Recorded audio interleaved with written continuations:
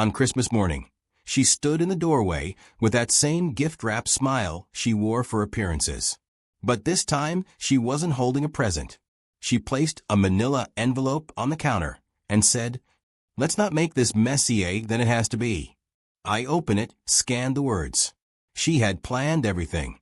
The divorce, the property grab, the character assassination. She folded her arms and whispered, "You don't even have the energy to fight back, do you?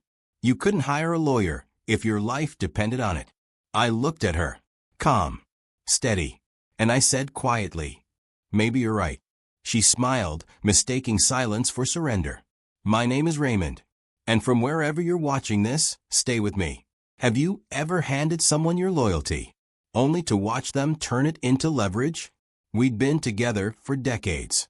Through lost parents, through empty bank accounts, through cancer scares and kitchen fires. I thought we were partners.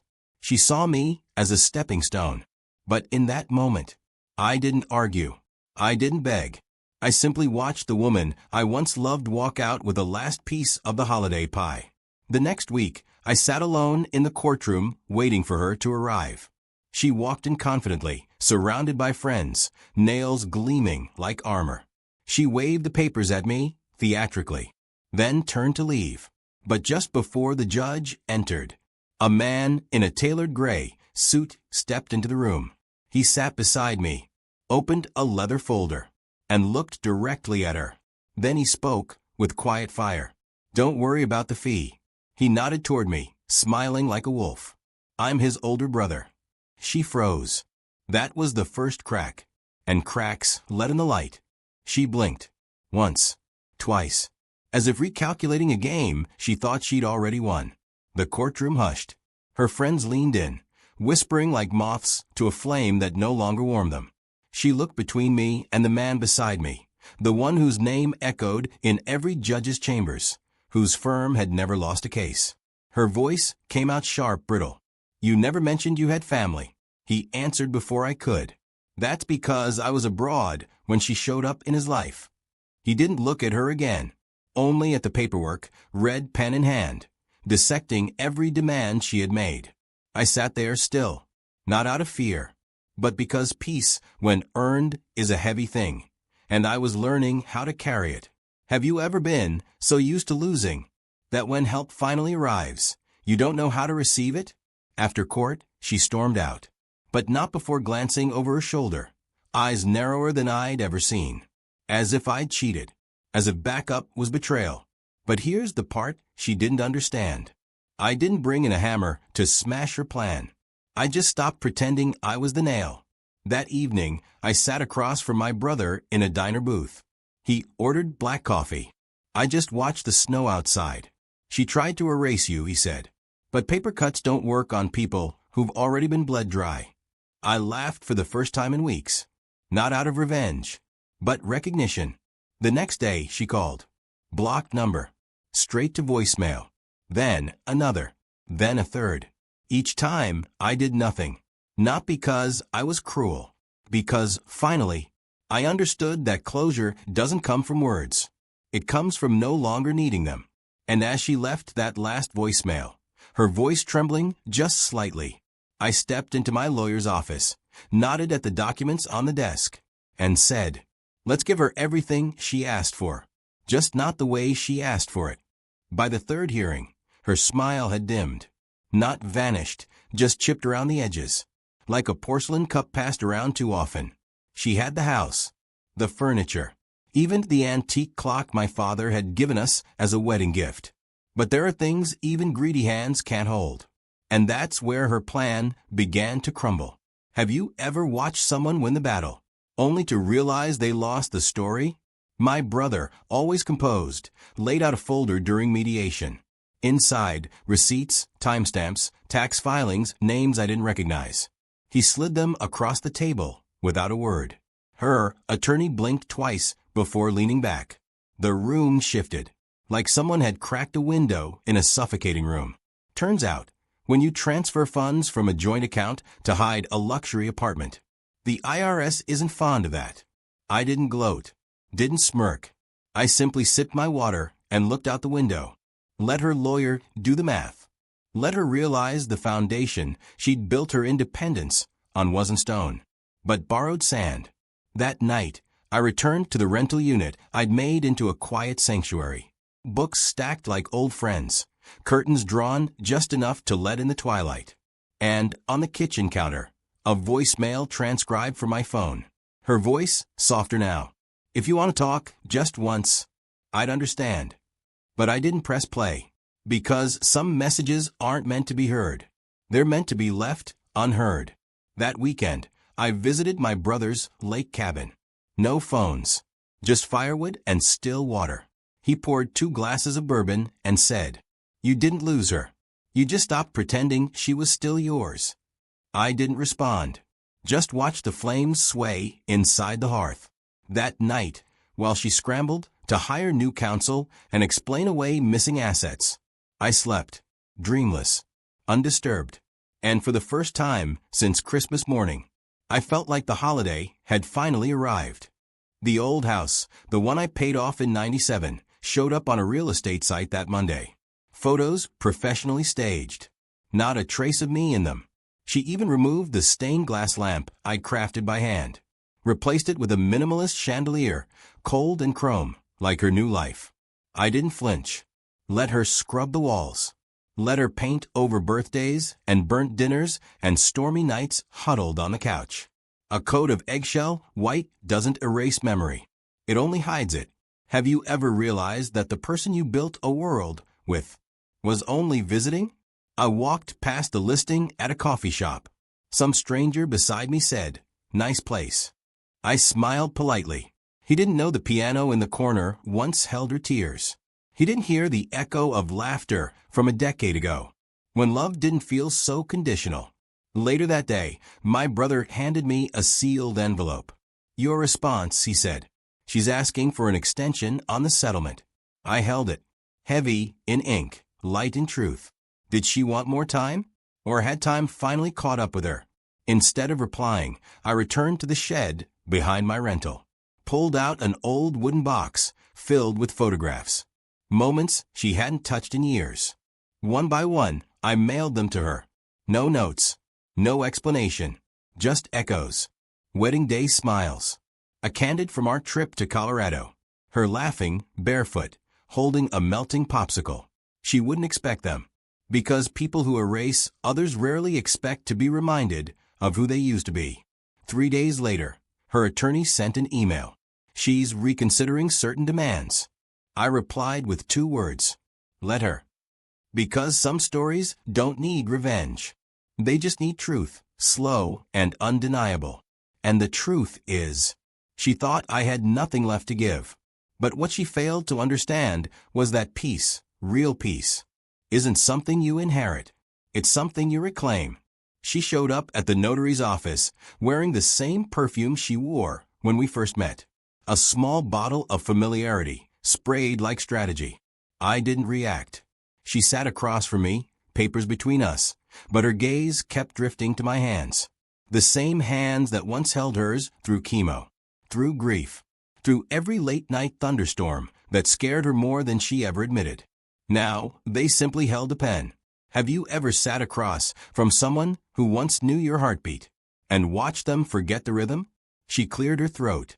"I've been thinking," she started, "maybe we should revisit the—" My lawyer raised a palm. She stopped mid-sentence. We signed, initialed, stamped. Silence stretched like old wallpaper. Present peeling, but too familiar to tear down just yet. When it ended, she didn't stand immediately. She just looked at me, not with regret, but with confusion, like she expected resistance, like she missed the version of me who begged. But I'd buried that man. He was resting now, somewhere in the past, under a tree we once carved our names into.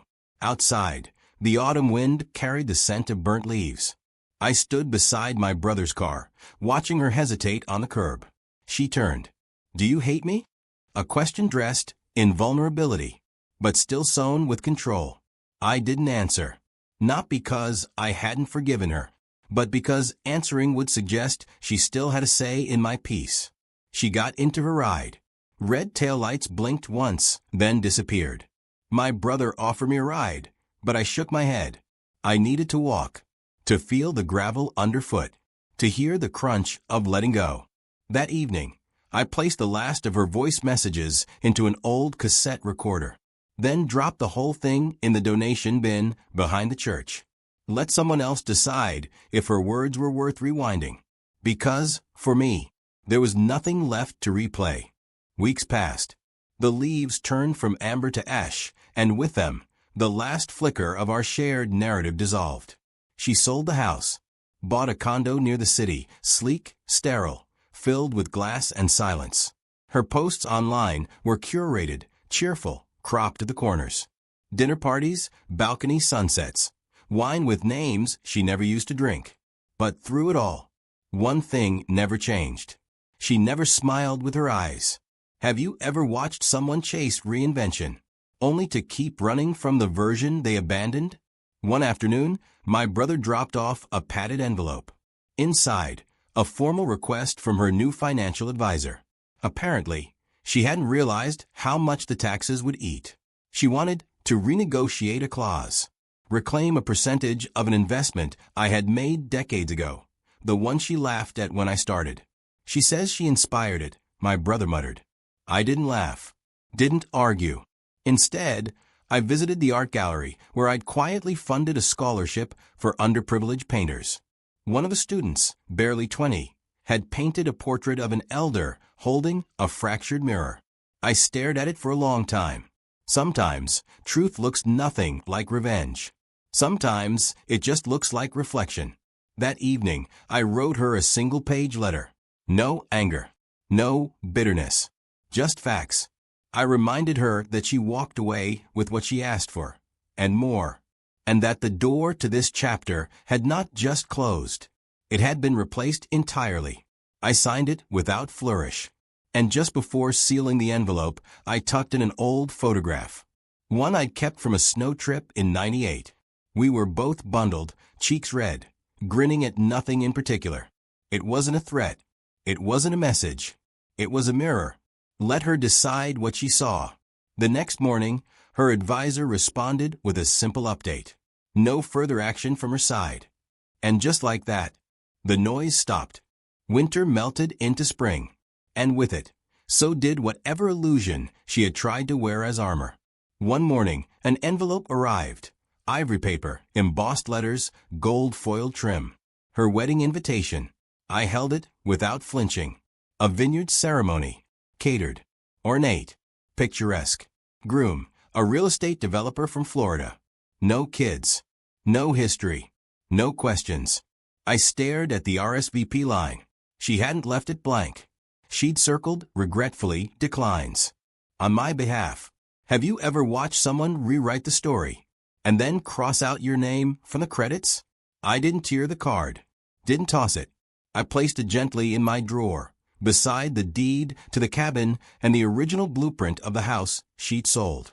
That evening, I attended a community fundraiser downtown. No suits. No speeches.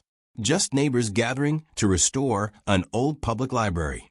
While helping hang lights, I overheard a familiar name. She used to volunteer here, a woman said. Disappeared after the divorce. Shame. I didn't interrupt.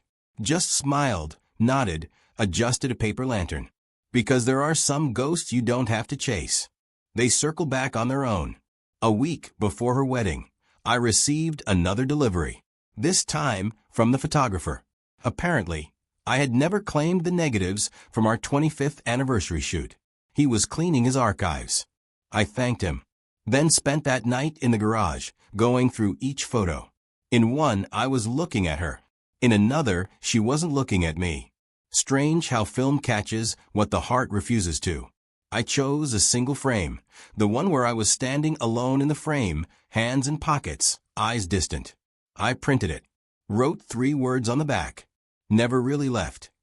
Then I mailed it, unsigned, to the vineyard's address.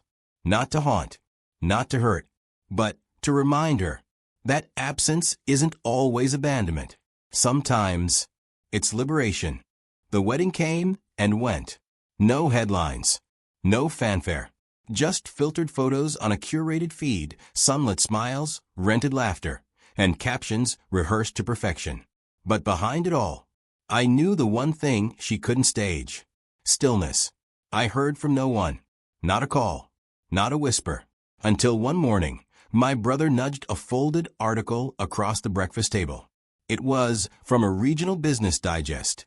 A note buried beneath real estate stats and market forecasts.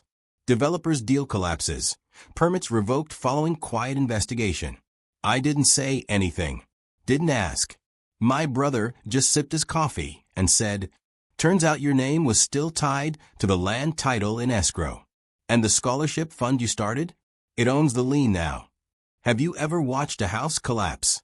Because someone forgot who laid the foundation? I visited the property once. Just once.